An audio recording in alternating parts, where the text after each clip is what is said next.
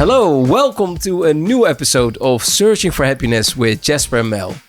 The podcast where we discuss our own journey of searching for happiness, what brought us happiness and what didn't bring us happiness, all the things that we tried, all the things that we failed at, and how our perspective has evolved, especially with a spiritual point of view. So, Mel. Hello, Jasper. There we are again. How are you? Good. How are you today? Yeah, I'm good. Happy. So today we're going to talk about relationships. Yes, the big one. Big thing, as it comes down to trying to achieve happiness. Yeah. Why is that? Okay, get to the point. Well, what do you think? I feel like since we are young and we brought up and we go to school and everything that we do, we get so imprinted that the love relationship, the love partner is the ultimate goal of happiness, of fulfillment of your life. Yeah. Without that, you're not a complete human being. You're failed, actually. Yeah. And it's starting to change a little bit, but when you look at like every film, book, play, song, like you say, everything is about searching for either the one or that you need another person to complete you and make you feel fulfilled. Yeah. And well, what I would say from my own experience, I'm single, is that I have felt much, much deeper happiness with connection with myself and connection with the universe. And all the relationships around me are more healthy from that connection. And I have a much deeper happiness than when I was in relationships, of which I've, been in a few long term and then other things over my life. But it's so interesting because I think to really follow that path of finding happiness, not based on a relationship. Of course, it's fine to have a relationship, but we need to be happy first. It's not easy to do that because everyone around you will judge or will think, oh, you're not happy or you're lonely or this or this or this. And it's so interesting. And what I've noticed a lot looking at my previous relationships and looking at people around me is a lot of relationships are based on this need that, okay, you must fulfill this hole in me or you must fill my pain, like unconsciously, It's of course. And then either that's fulfilled, but it still becomes codependent because you're relying on another person rather than relying on yourself and your own connection, or it's not fulfilled and then you're constantly unhappy. And it's what we call like a karmic relationship. So it's coming from like deep patterns of almost like self-destructive patterns, and then people, they follow the same relationship again and again and it ends up being a bad one. It's very hard to get out of those patterns. But I don't want to talk about relationships negatively because relationships are beautiful and love relationships are beautiful and they're there for a reason. But what I think would be even more beautiful is that we find this happiness first and we find this connection first and we build our light so that we're so happy anyway. Yeah. And then the relationship you find is like mutually sharing your love for each other, but you're happy on your own as well. Yeah, then it's an add-on to the happiness that you are already experiencing. And maybe some people do have that, but I think it's rare, personally. Okay, Jasper. Well, I'm sure there's many people out there that want to know all the gory details about your relationship. No, but yeah, tell me, well, let's start with what kind of things in your life, what relationships have you had? What was the pattern you tended to follow? What was successful and not successful in searching for happiness in relationships? Good question. So, actually, I've been in, of course, a couple relationships, but I never had a really long relationship. So the longest I've been in was about 1.5 to 2 years. So I haven't experienced like what some people have, like for years, 6, 7, 8 till 10 or even longer years, like really this long togetherness with one person. Do you think there's a reason for that? Yes.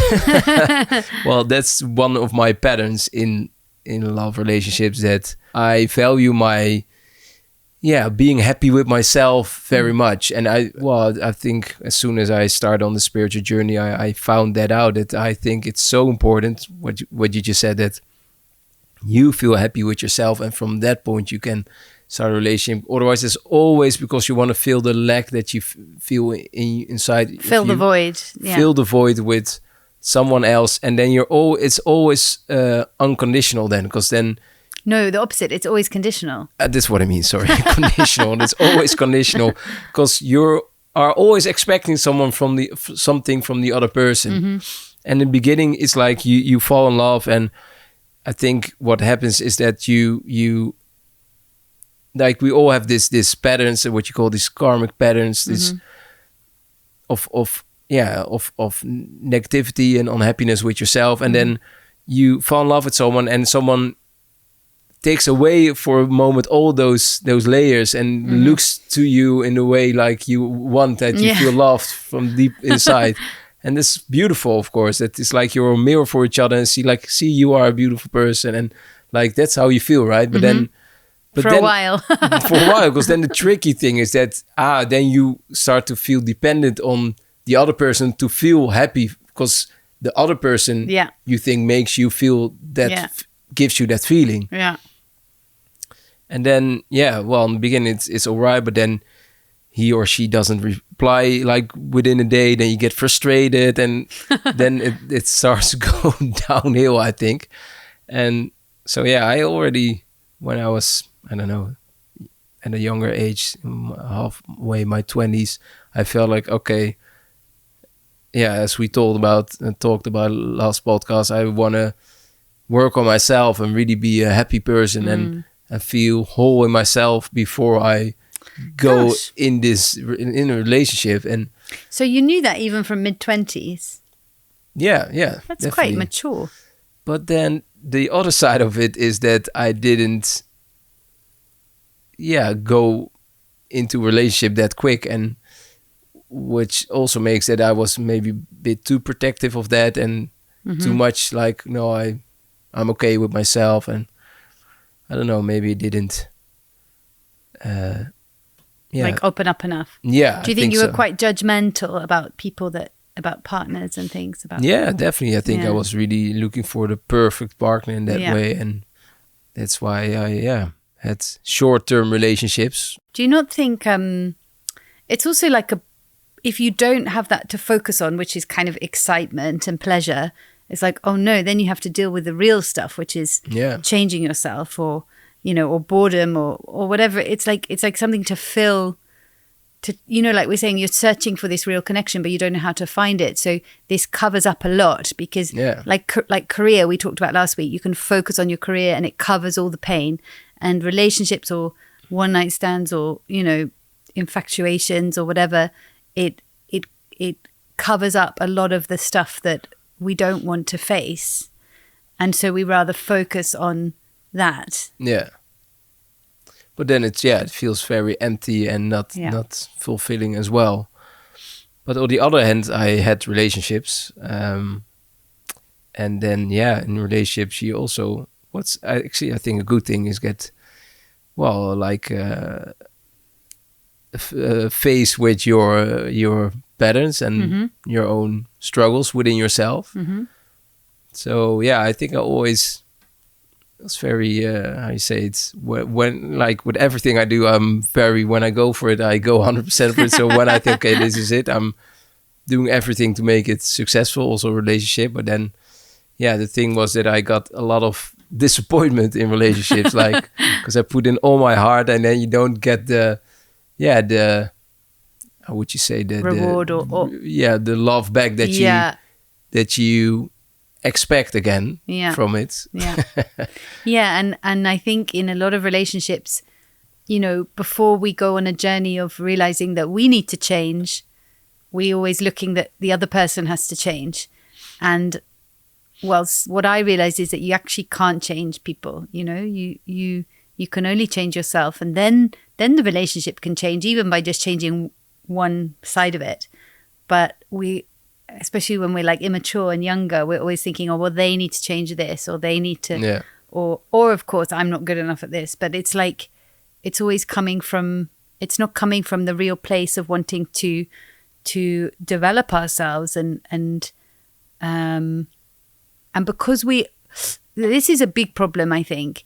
And I realized, I actually remember a point in my life where I was always having, again, a bit like you, sort of had a couple of long-term relationships, but quite short relationships and things, and jumping from one thing to the next. And then I sort of like had a period where I was so unwell. I was just like, I don't have any energy to deal with relationships. I'll just focus on my career. And in a way, it was a bit of a relief. But what I realized, I remember having this moment of thinking, I feel like I've got so much love to give, actually, and I'd want to give that in the right way.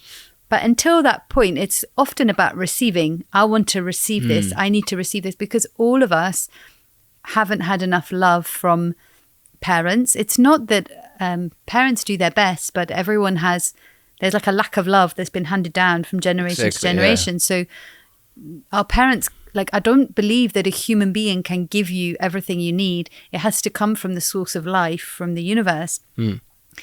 And when I realized that, and when I started to open myself and receive that love, then it was like, okay, everyone, you sort of see again, like the glasses come off or get put on or whatever, but you start to zoom out and see, everyone's stuck in this sort of pattern of not having enough love, and therefore searching for it, like kind of quite desperately and frantically in relationships and this and this and this. And when we start to fill up, like literally like filling up, you know, your inner container for love, then you don't worry so much about receiving. You want to give. Yeah. And then when you want to give, you ironically, you get more back. But until that point, I think when we're young and immature, we're like, well, what are you going to give me?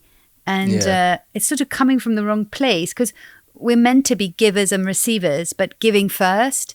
But if we're so like, we haven't received enough love in our life, then we're constantly like needy and wanting to receive. And of course that can manifest in being very needy in a relationship, or being the opposite, like pushing it away. But I realize, we're all just like very low in the love that we've received. But like when you think of we say the mind of the universe, it's like the big parent that can just give unconditionally, that no human being can do. And we're meant to receive love from that. That's like it's like the sun. We need light from the sun. Life needs light from the sun to grow. Yeah. And we need love from the mind of the universe to open our heart and to give love. And when we do that, everything can be a bit more kind of natural and giving and receiving. But until that point, we all have different patterns, don't we? But personally, it's like you have to go on that. I feel like you have to go on that journey of making all the mistakes and failing and doing, to sort of have that realization. Well, it's can continue on and on that journey if you don't find a way how to connect with this source of life, or what we call the mind of the universe, then it's an endless search, I guess. And then you will always be disappointed in relationships, and you will always feel a need for more love, and it's just never enough, I guess. And how are you now? What do you feel now? Like you're longing for a relationship, or do you feel like more happy in what comes in your life, or like how do you feel? How has it changed with this spiritual connection? Dramatically changed. Like I was really searching for it, and like always in contact with women, like on social media and stuff, and like all the things because of the things I did for television and YouTube, that makes that you get a lot of attention. So and I was too, how you say, like open for it. So I was just like, okay. And then you start the conversation with people. So but now I just feel like I don't need that at all. There's wow. Yeah, it's really, when you have this connection, you feel just so happy, so fulfilled already. And it's not that I would never want a relationship anymore in my life, but you just I don't feel the urge and the need what I always had, like the almost like anxiety, the restless feeling of filling something up with someone else what I really always felt. It's quite a big change to have in quite a short space of time. Yeah, and it's now that we're talking about it, I realize it, but I wasn't so aware of it actually, because it just naturally happens, and yeah, you just go on with life. But I really, wow, yeah, I think, yeah, it's really big change. So you're now like in a point where it's just not your main, you're not kind of saying no, never, but it's not your main focus in your life. Exactly, yeah. Because your main focus is your own growth and sharing this beautiful energy and this love with people in a different way, no? Yeah, and that's, I think, it's the most beautiful thing about life is when we get to a point that we can manage ourselves good enough that we can start helping other people, and that's also love, to share this knowledge and this energy, this vibration, and really help other people, like a parent, like being there for other people, and that also gives a lot of fulfillment. So I was about to say that, because it's a big thing we have in our practice of kind of cultivating the parent's mind, and that doesn't mean just by having children, but to all people around you. And then I realized it's just growing a bigger love. And when I found this practice, I thought, yeah, I've got quite a lot of love inside. I'm quite a loving person. And then I encountered all the things that actually made me realize, oh no, I need to have more love. I need to have so much more love. And then it was like I was encountering all the people that triggered me, that I needed to grow my heart and give more love. And it was challenging. But you know, when you go on, like, I believe when you go on a deep spiritual journey, the big thing you have to do is open your heart more and grow your love. And sometimes that can be really painful, because you're faced with all the things that stop you from giving love, or faced with people that have, like, you know, especially, of course, the daily life here is trying to give love to every single person that comes in the center, and they can come with like serious anger issues or depression or sadness, or, you know, like serious emotional issues, where you have to completely remove your own needs so that you can give that love purely, and not even from just you, from coming from the universe through you. Yeah. But when you do that, I realize, gosh, wow, actually human beings, we're just meant to be like, we are like a mini version of the big mind of the universe, you know, like the power generator and the light bulb, you know, we're connected. So when we like connect with that big love, then it comes through us, and then people feel it. And what I like recently, a lot of the clients I have, like, they sit down, and then my kind of meditation is, how can I give this person what they need? And I know that can't only come from me. I'm not big enough, you know, has to come from the mind of the universe. And then, so I'm kind of in my mind, like, the intention is to give them as much as possible.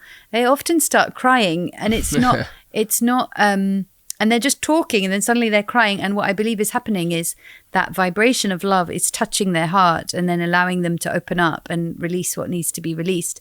And that's, I believe that we all have that capacity to be like the vessels for this bigger love. And then every relationship can come from, okay, what does this person need? How can I give to them? And then we start to attract people at a better vibration. And then, of course, we receive what you give out, you receive back. But what would you say to people who are, okay, so let's say someone is constantly in a relationship where they don't receive what they need, and they, you know, someone's like, they're constantly chasing someone who's rejecting them, or something like what's going on there? Is that a pattern that they're, I think so, yeah, carrying out? It's or a pattern they created themselves or even inherited. And how do they change it? Like on a basic level, and then of course there's different things, but well, it's not easy. These patterns can be very deep, of course. I think becoming aware of it is the first thing. Yeah. Really see it and be honest with yourself, and acknowledge that you have this pattern, and don't judge it, because that's also making it even worse. Like, when you're addicted to something and you judge your addiction, it's only making you more addicted, I think. So you have to be like the parent to yourself as well. Give love to yourself. Yeah, exactly. I think almost everybody has a lack of self-love. That's where it starts with, and from that lack we start to want to fill it with like another relationship. So I think we have to start with working on that pattern, and just starts with like simple things as looking in the mirror and saying I love you to yourself. It's like it can feel really awkward to do. Have you done that? Yes, of course I did that. Yes. And And did it work? Yeah, well, it does work. Yeah, just because we program our mind, our human mind, that we have so much with negativity from I think when we're very young already, because what you say, our parents, they cannot give us the love that we need when we're young, and it's not their fault because they have been raised in that way from their parents. So it's something that passed down from generation to generation. So I think when it's a pattern that you learn from very young age, that you feel you're not worthy enough already. It's just when you get award, when you get a good grade on school and you get told off if you don't, like then you already feel, okay, so it's like very unconscious, of course, but so in your subconscious you get this print like, okay, I'm only worthy when I'm doing good, then so it's such a deep pattern, I think. And I think we should start just do actions, do things, say things to start changing that. So to yourself, to start be more a loving person to yourself. I think that's so beautiful, and also it's so easy to get into like victim mode, isn't it? And say, well, this person is treating me this way, and and then you make yourself helpless. But we can all give love to ourselves, and we can all work on that, and we can all take responsibility for that. And then things, of course, it's a classic, but it's so true. You start to change your pattern, your vibration, your thoughts and emotions, and then you're going to attract different people. I remember always I didn't realize it, but the same thing. It was like a pattern of self-hatred, low self-worth. So like I was saying in the last episode, starting with, from a young age really, but then manifesting in an eating disorder when I was a teenager. And then either chasing people who I knew couldn't give me what I needed, but it's just like, okay, let's just keep it at that level because it's easier. Or so it feels like safer when you know it's just fun, really, or it's just like they're not really emotionally going to give you what you need, but it's just easier to go there. Or having like people who really, really had a lot of love for me, but then I would just reject it and push it away. And when I look back, I think, it was all very self-destructive and coming from the lack of love, But I could see that pattern would have just kept on going for a long, long time. But it's interesting how we play out, everything that's going on inside via another person. But what I do think is, you can rather than look back at your relationships and say, oh, that was so bad and this and why did I do this? And, they can teach us so much. And the relationships where they are more loving and beautiful, even if it's only short-lived, they do help us open our heart, right? Because we're meant to give so much love and we're meant to receive love, but we have to learn to do it in a bigger scale. So now I feel, the love that I couldn't practice in those relationships, I try to practice with just people that I meet, and I want to give that on a bigger and bigger scale to people, all over the world. And I do think that it's not common, but you can learn to grow. You can learn how beautiful and deep this love is from the universe, and it doesn't only have to be in a kind relationship, of one-on-one relationship, love relationship. But of course, that is the way where we tend to mature and make mistakes and find things out and grow if it's a good one. So, and you said something about karmic patterns that we have. Yeah. I really find it interesting. So, well, first of all, maybe it's good to explain what karma is. So these are patterns, deep patterns, not only from ourselves, but also what we inherit. Yeah. So if you think that like the belief with this practice and what I've come to understand is that our spirit is, when our spirit comes to this world, we talk about in our practice the invisible world, which does seem a bit like, what is that? But it's basically this understanding that life is eternal. So the invisible and visible are one. So when we die, our physical body goes, but our mind and spirit continue. And quite a lot of people believe that, of course, already. Yeah. Not everyone, but it's quite common. So our spirit has been through many, many, many, like millions of lifetimes over so many years. And it doesn't necessarily come back to the earth immediately. Our spirit goes to a place in the invisible world according to our level of light. And then after a while, we get a chance to come back again. And every time we come to the physical world is a chance for us to brighten ourselves, a chance for us to grow and change and learn all these things that we're talking about and be the best human being we can be and let go of all the patterns. So karma is basically patterns, and we have the karma from our own spirit, which is what our spirit has done over many lifetimes. So when we come to this world, it's not just we're completely neutral. We carry the karma from our previous lifetimes. All these patterns that we created in previous lifetimes. In previous lifetimes, which is why people have completely different lives. And some people have a lot of luck and some people don't.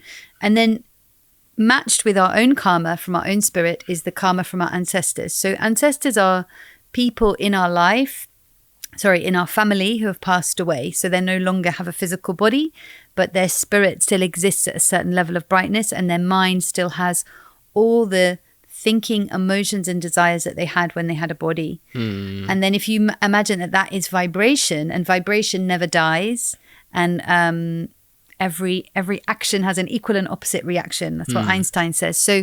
So everything that ancestors created has created a vibration. And when we come to this world, we're matched with our family and ancestors according to vibration. So we're carrying the karma, the patterns from our own spirit and the patterns from ancestors, from our family.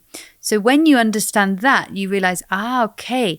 So then when you think of let's talk about relationships, certain relationship patterns that you follow that sometimes seem like, why am I carrying out this pattern again and again? And you don't want to, but it feels like very hard to break. It's often because it's a karmic pattern from you, but also from ancestors. And then it's so it's almost like a weight that's on you. And ancestors are like the root, they're invisible, but they're really important, the roots of a tree.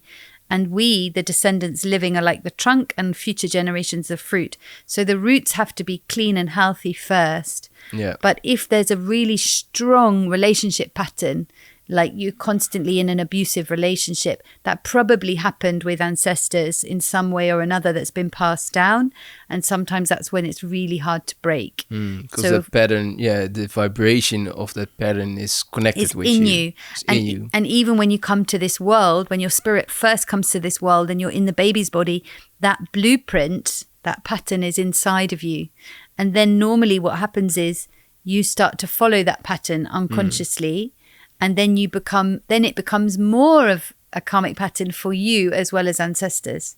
And, a clear one is like, okay, you constantly are involved in relationships that are abusive, or you're constantly around people that, mistreat you in some way, or, certain things, or you have like people where they're constantly fighting with people around them and then they don't speak to them, and you get a lot of karma in families where they stop speaking to each other, and it can be very karmic. At the same time, you can have karma in things like that we're going to be talking about in other episodes, so in addiction, in emotional patterns. So you have a tendency towards anger, and then that pattern comes up again and again. Or you have certain addictions to food and alcohol and things like this. So you can be replaying things that your ancestors have replayed. So it's actually not even it feels like it's from you, but actually it is something that is passed down to you. Yeah. it becomes yours, and it ends up being yours and ancestors, but the root of it is ancestors, and it's very strong, and that's why it's sometimes hard to break. Also things like fortune in money, work, different areas of your life, that, you know, karma can also be good karma that's passed down, talent, musical talent for science, politics, sport, all of those things, you know, that it's very connected to our ancestors, but in the West, we don't really even think about it. We're just starting to talk about it. People are doing things more, you know, people a bit more aware. Their understanding of ancestors is growing. But when I started to understand it, which was a big revelation for me with this practice, it made so much sense. And when I started to clear it, then it made more sense because all these patterns that I had, and a lot of it was just things like overthinking as well. Yeah. Or, you know, like I was saying, this pattern of pushing myself to burn out, or certain relationships, pushing them away. When I started to clear that, I really felt the difference, because I started to feel who I was without all these patterns. And it was quite a different person, actually. I mean, of course, I'm the same person, but this sort of clarity and light and, like a feeling of freedom, like, okay.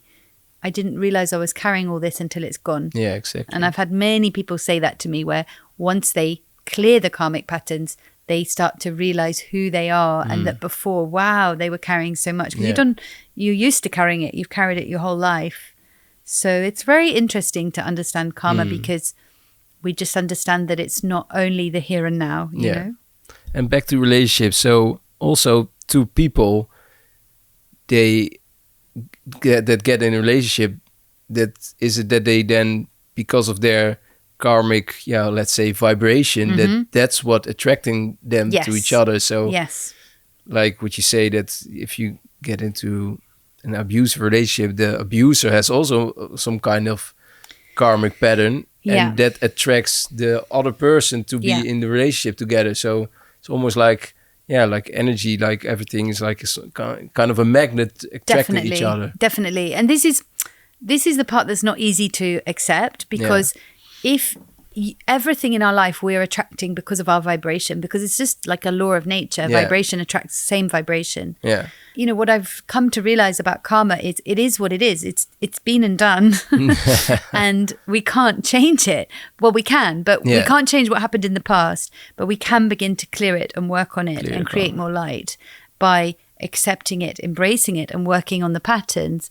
But accepting our karma is a big one, because I think a lot of people spend a long time in their life thinking, why is this happening to me? I haven't done anything. Why are bad things happening to me? Feeling victimized by it. Yeah, and the classic one, you know, because this is also not easy to accept, but you think, why do bad things happen to good people? But there's a reason for it. And of course, it doesn't mean they're a bad person. No one is a bad person, I don't think. Everyone has a good heart, and everyone's inner nature is light, you know. Yeah.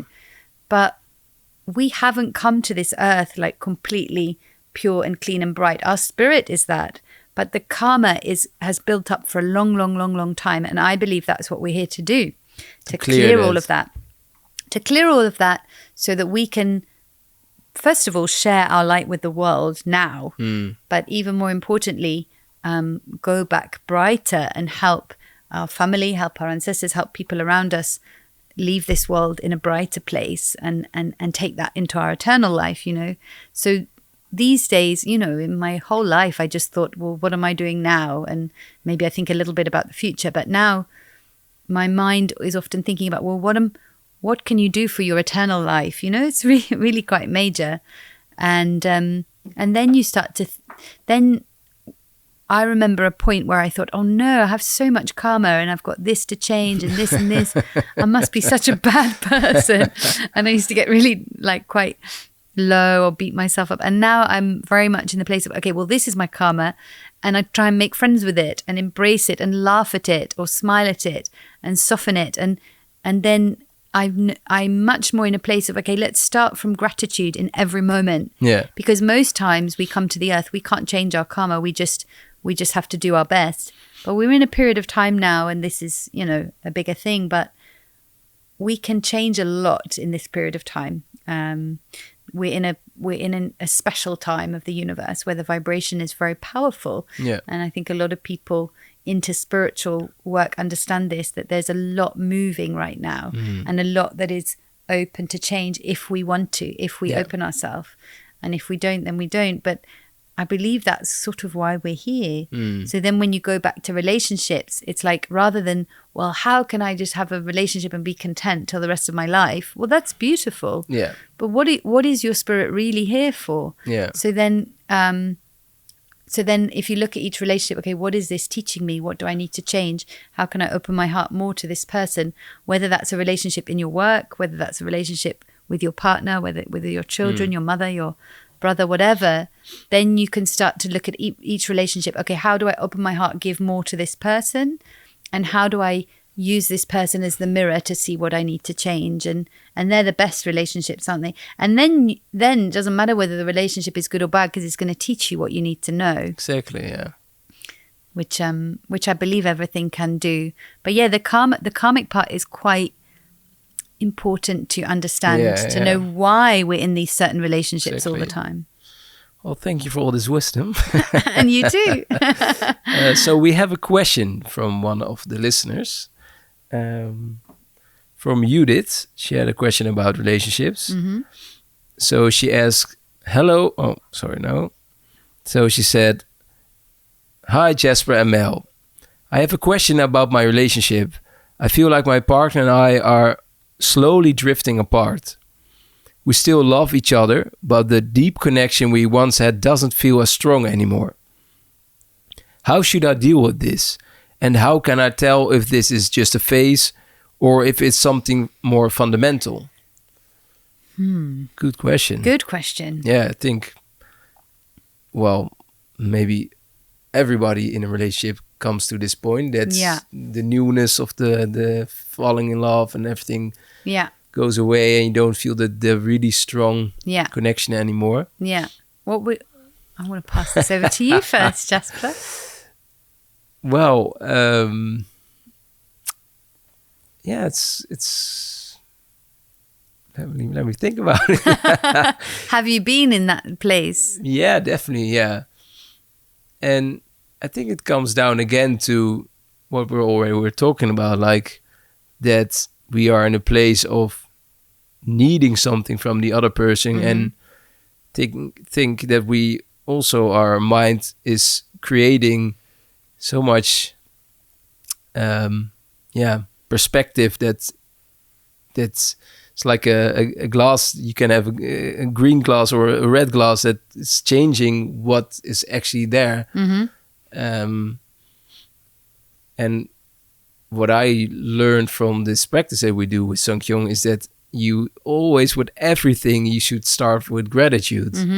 So I think when you're in a relationship, and well, this counts for everything, but you lose the gratitude and you take things for granted, and then you start more focusing on the little annoying things of each other and start judging that, and you get lost in the negative side of a relationship instead of really appreciating what you have with somebody and seeing the beauty of that, and that you can share this beautiful life that we're experiencing. And I think